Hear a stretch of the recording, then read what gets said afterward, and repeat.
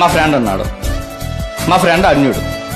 ఇప్పుడు వాడి దగ్గరికి వెళ్ళిన తర్వాత వాడు ఏం చేసాడు, బలి ఇచ్చిన వాటిలో కొన్ని తెచ్చి నాకు ఇచ్చాడు.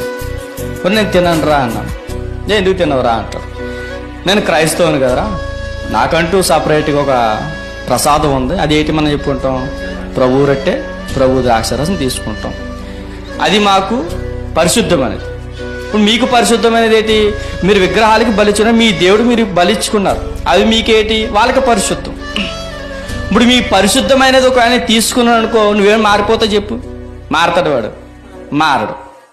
ఇప్పుడు మన ప్రభుబలం ఉంది, మన ప్రభుబలం మనం ఈజీగా ఇచ్చేస్తాం చెప్పండి.